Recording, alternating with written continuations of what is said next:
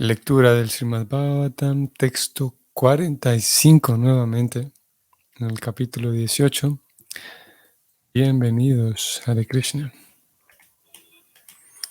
Om Namo Bhagavate Vasudevaya.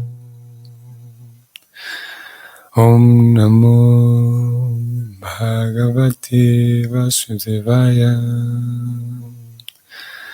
Om Namo Bhagavate Vasudevaya.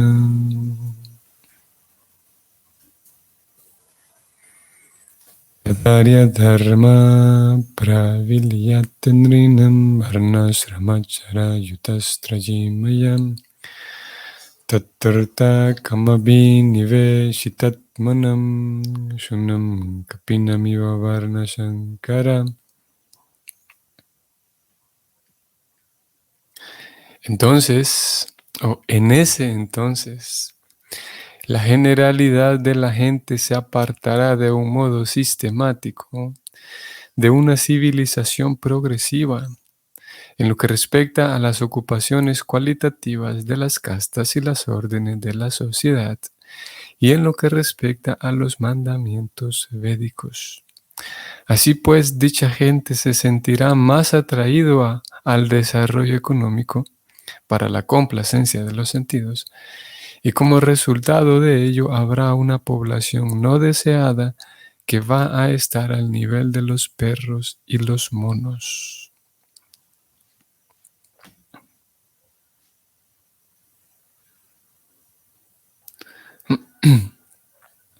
Bueno, como ustedes pueden ver, pueden notar, hemos vuelto, hemos detenido nuestra atención nuevamente en este texto 45, porque vamos a intentar continuar hablando del tema de el sistema, como Prabhupada lo llamó, el estilo de vida perfecto.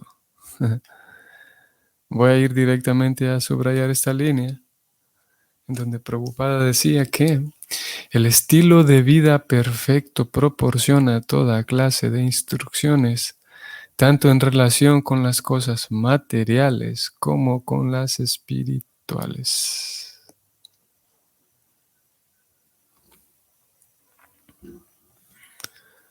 Y ya que hubo algún par de ideas que nos quedaron por fuera ayer, también hay un par de versos más que podemos leer en relación al tema, así que intentaremos quedarnos allí nuevamente. Ayer decíamos entonces y leíamos, Prabhupada planteando que es necesario llevar una vida equilibrada, y él decía, ustedes recuerdan, él decía que para poder llevar una vida espiritual es necesario estar materialmente satisfecho, ustedes lo recuerdan. Es necesario estar materialmente satisfecho para que entonces la vida espiritual marche bien.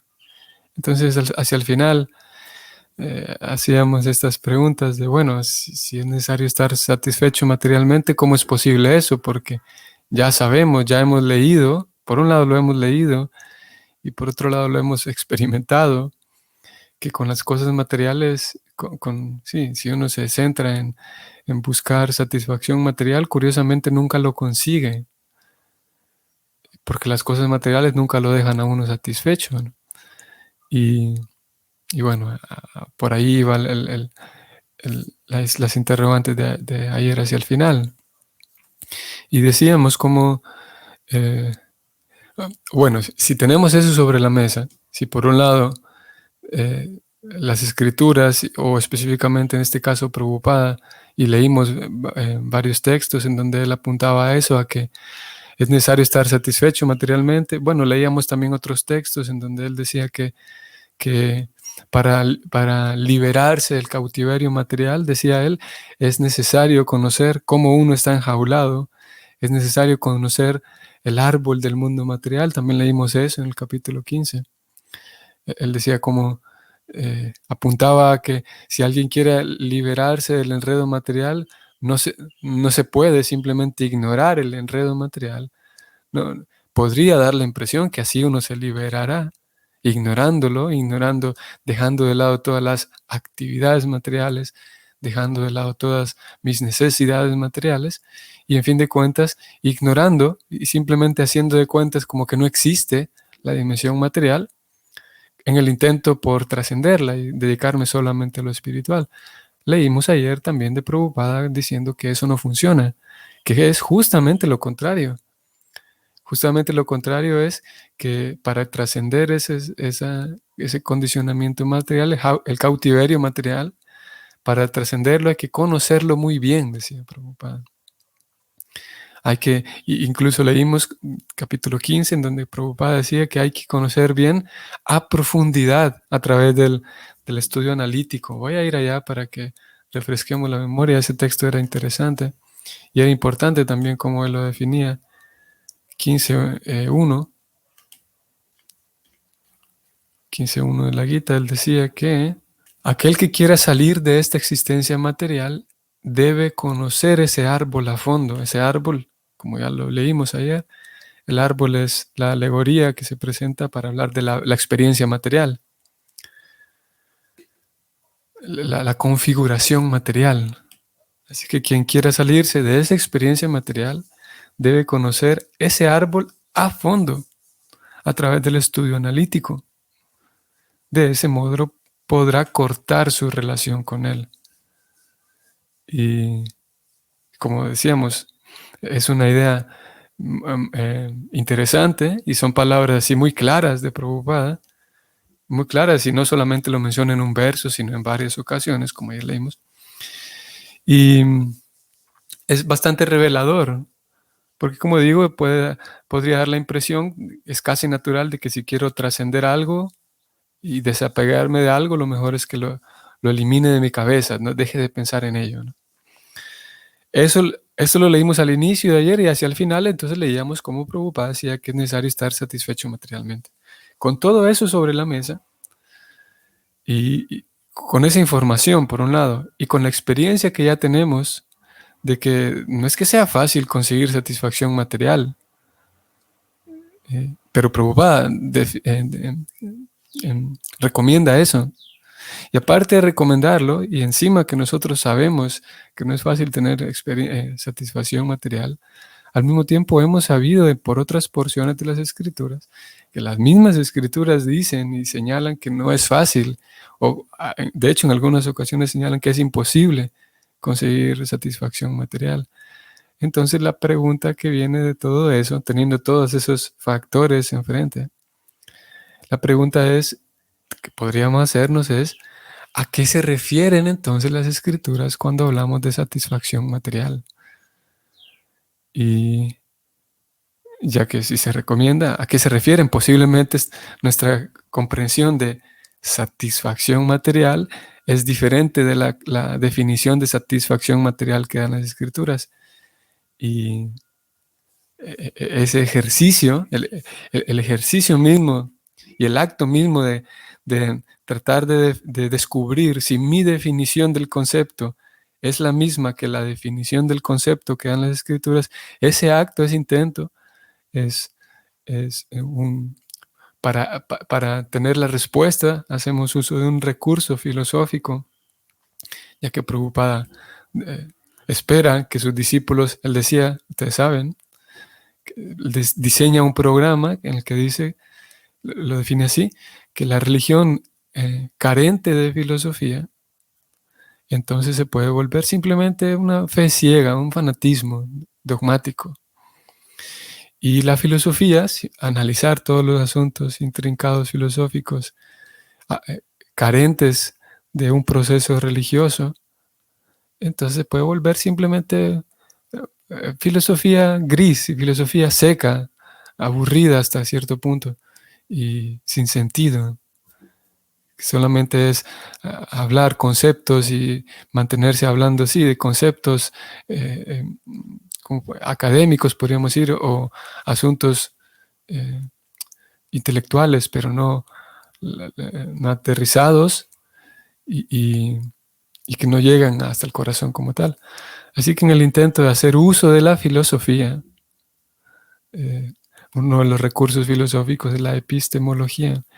La epistemología nos ayuda, como en este caso, tratar de ver si nosotros, lo que nosotros comprendemos por satisfacción material, voy a ir al texto que también leímos ayer, Bhagavatam 7, 15, 21, porque Prabhupada decía lo siguiente: para avanzar espiritualmente es necesario estar materialmente satisfecho, pues sin esa insatisfacción la codicia de progresos materiales acabará por malograr el avance espiritual.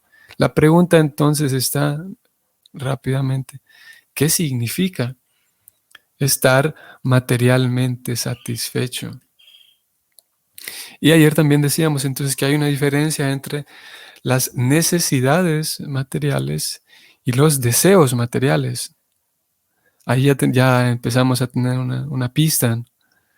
Hay diferencia entre deseos y necesidades. Y si ustedes y yo, si nosotros prestamos atención, Prabhupada y las escrituras todo el tiempo, 100%, indudablemente, 100% de los casos siempre hablan de lo nocivo que son los deseos materiales. Si ustedes prestan atención, nunca se habla de que el ser humano tenga que abandonar sus necesidades materiales para progresar. Todo el tiempo se habla de lo nocivo de los deseos materiales. Y ahí tenemos otra pista, otra pista. Por otro lado, el- el- la recomendación de Prabhupada de comprender el árbol material, hacer un intento por comprender el árbol material, la configuración material, eso es distinto.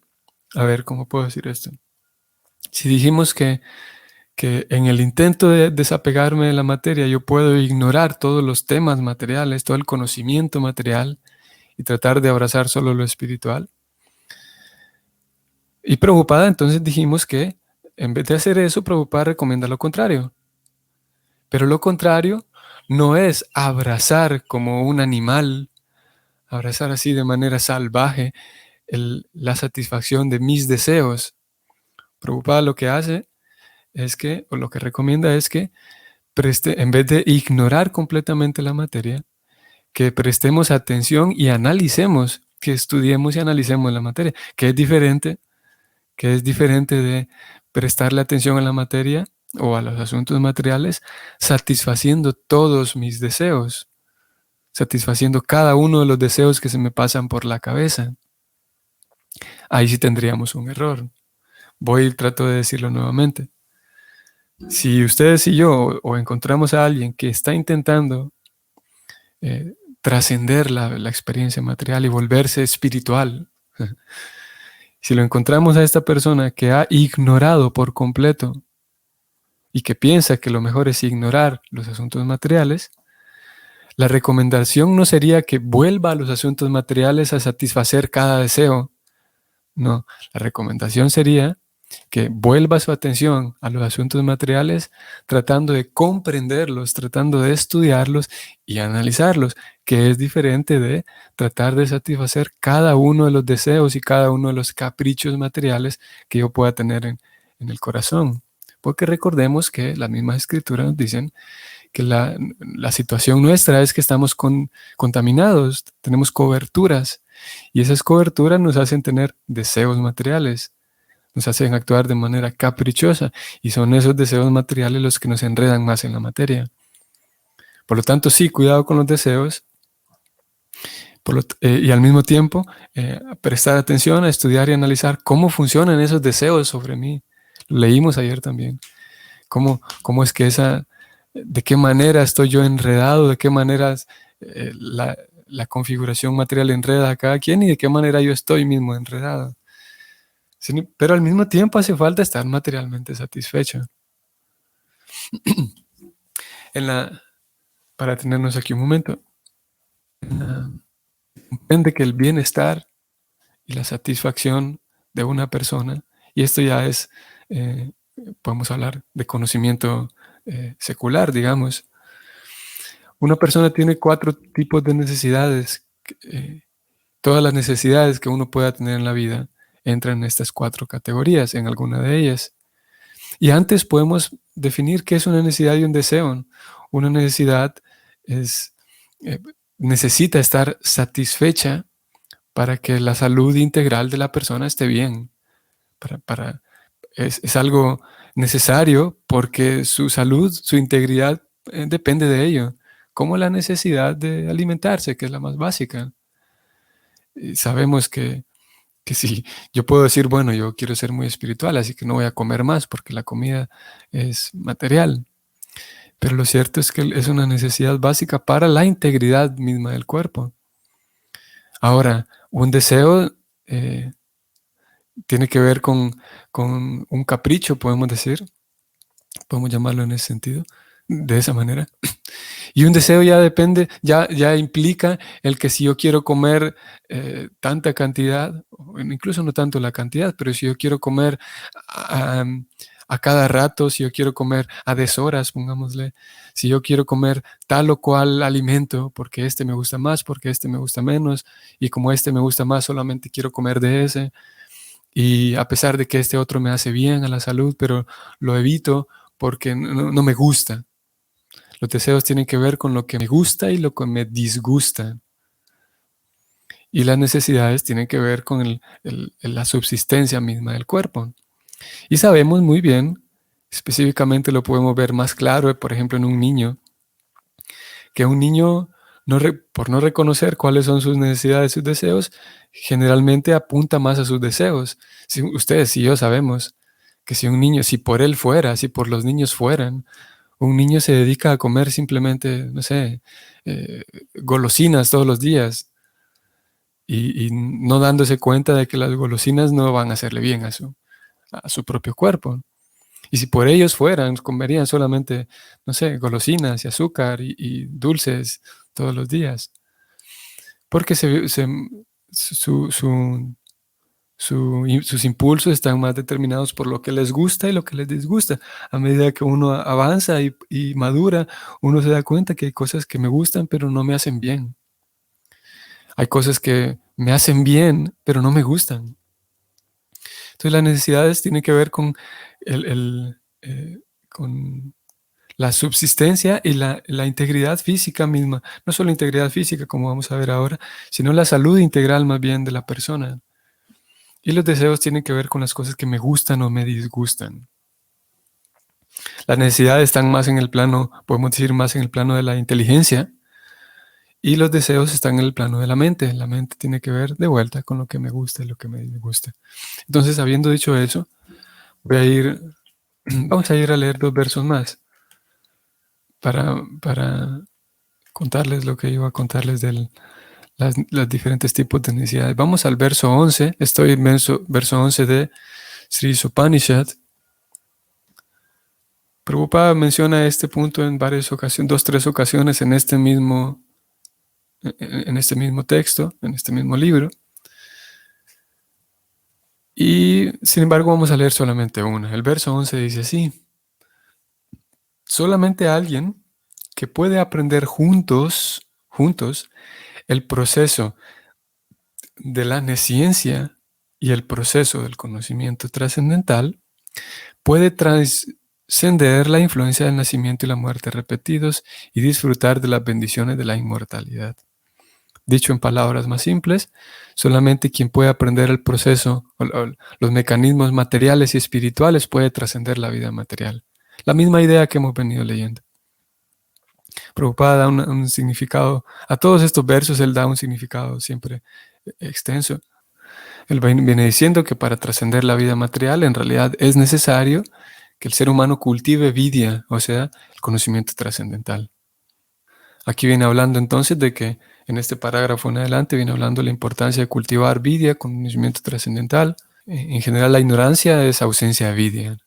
Él entonces agrega lo siguiente, Prabhupada dice: esto no significa que deben pararse todas las actividades para el mantenimiento del cuerpo. No es posible parar todas las actividades, así como no es posible suprimir toda la temperatura al tratar de curarse de una enfermedad. Leo nuevamente, no es posible, o Prabhupada dice, esto no significa que deban pararse las actividades materiales del cuerpo. La expresión apropiada es, entre comillas, darle el mejor uso a una mala compra, a una mala ganga, cierra comillas. El cultivo del conocimiento espiritual requiere la ayuda de este cuerpo y de esta mente, y por consiguiente necesitamos mantener el cuerpo y la mente para llegar a nuestra meta. Y él dice, y el conocimiento espiritual requiere la ayuda de este cuerpo, del cuerpo y la mente, para que, eh, para que avancemos espiritualmente. Por lo tanto, necesitamos que el cuerpo y la mente estén saludables. La misma idea que leímos en el verso anterior del Bhagavatam, de cómo para avanzar espiritualmente es necesario estar satisfecho materialmente, decían. Y voy a ir finalmente a Bhagavatam, canto octavo, capítulo 2, verso 30. Prabhupada dice lo siguiente. El cocodrilo, como era un animal de agua, no tenía dificultades. Podía comer y con el alimento obtenía fuerza mental e incluso sensorial. Así, mientras el elefante veía reducidas sus fuerzas, el cocodrilo era cada vez más poderoso. De esto podemos sacar una lección. En la lucha contra Maya, esa lucha contra Maya es lo mismo que el intento por liberarnos del condicionamiento material. En la lucha contra Maya, no debemos situarnos en una situación en que nuestras fuerzas, nuestro entusiasmo y nuestros sentidos no tengan el vigor necesario para la lucha. Nuestro movimiento para la conciencia de Krishna ha declarado una verdadera guerra contra la energía ilusoria, en cuyo seno se pudren todas las entidades vivientes bajo el concepto equivocado de civilización. Y aquí está. Los soldados del movimiento para la conciencia de Krishna tienen que gozar siempre de fuerza física, entusiasmo y poder sensorial.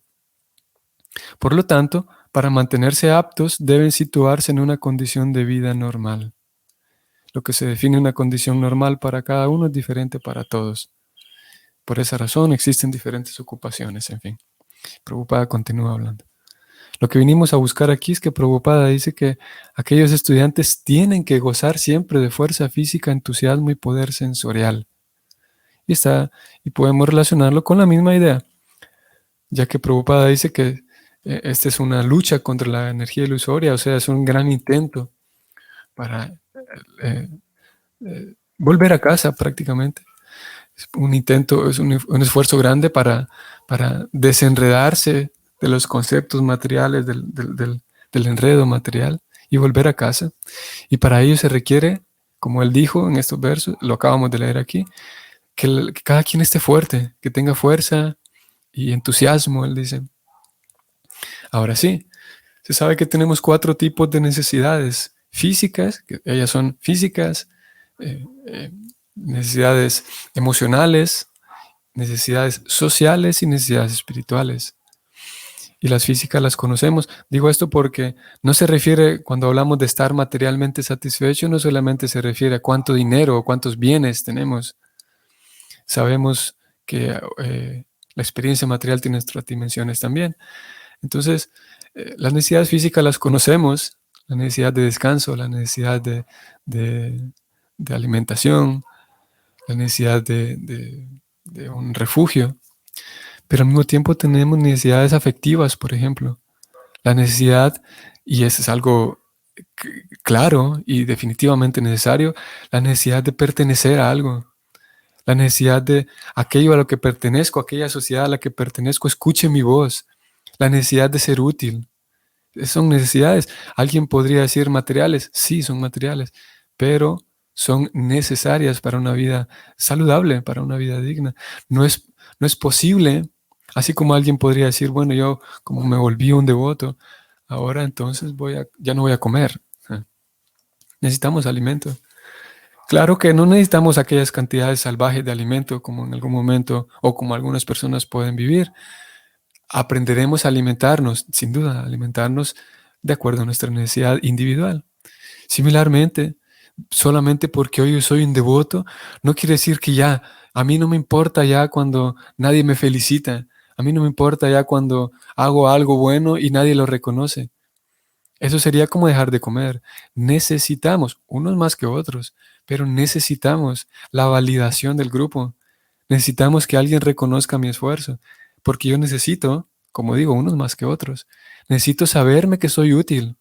Necesito saber que pertenezco a este grupo, que se escucha mi voz, que soy alguien. Y podría dar la impresión, como digo, de que eso está mal, porque soy un devoto. Pero tenemos necesidades afectivas. Al mismo tiempo tenemos necesidades sociales también, relacionadas obviamente con las necesidades afectivas. Las necesidades sociales tienen que ver con mis roles en la sociedad. Si estoy satisfecho, por ejemplo, con los roles que tengo, con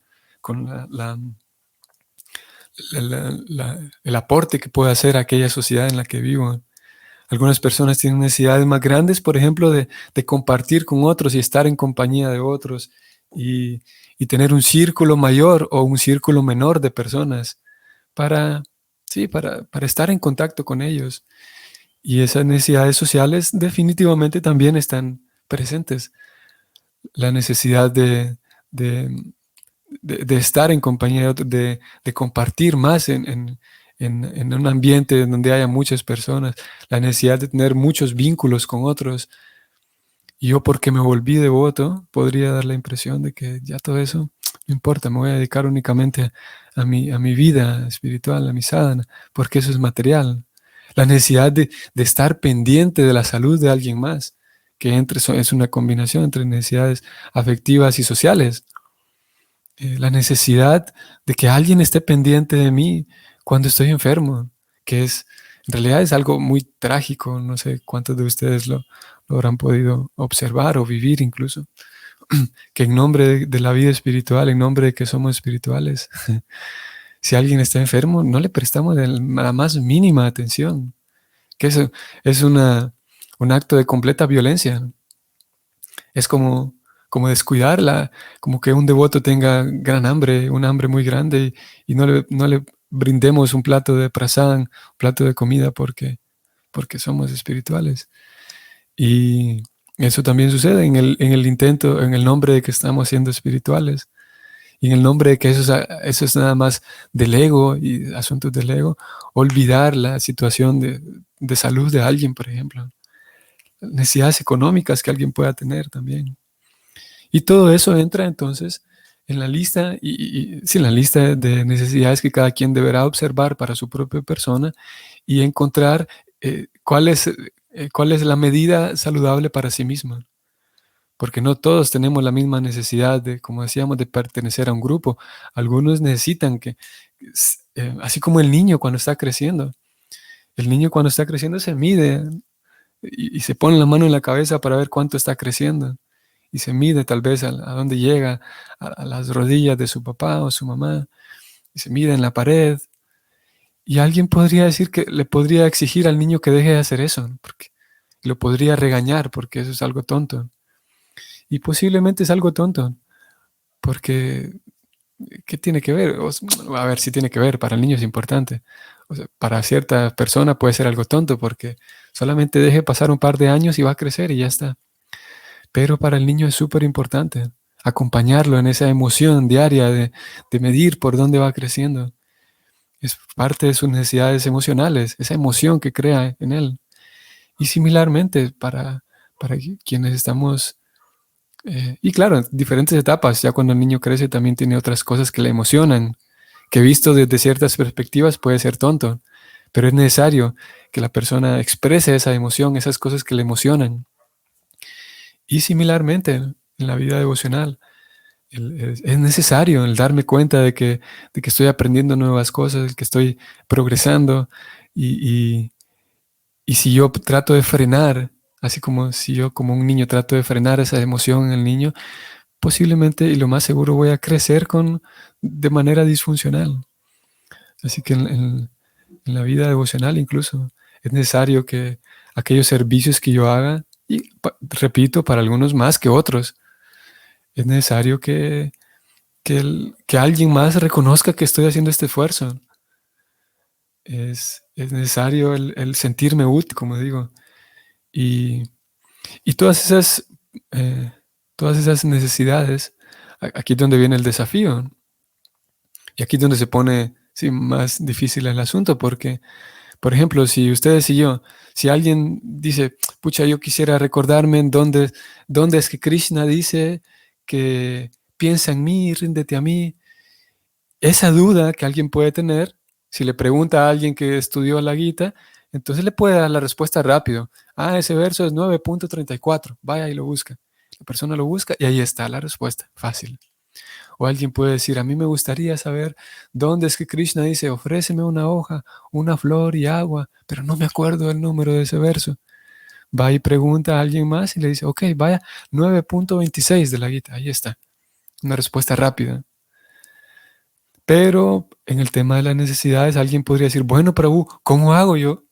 ¿Cómo hago para equilibrar cómo hago para saber cuáles son mis necesidades? Para esa pregunta no hay una respuesta así, pum, rápida. Aquí entra en juego lo que llamamos el autoconocimiento, la introspección, la autoobservación. Aquí nadie puede darnos una respuesta, ni siquiera el maestro espiritual. El maestro espiritual puede ayudarnos a hacer a hacer sí, un trabajo de acompañamiento, podemos decir, pero esa información la vamos a descubrir únicamente nosotros, obviamente. No estamos solos en esto, afortunadamente. Y tenemos la guía de Krishna.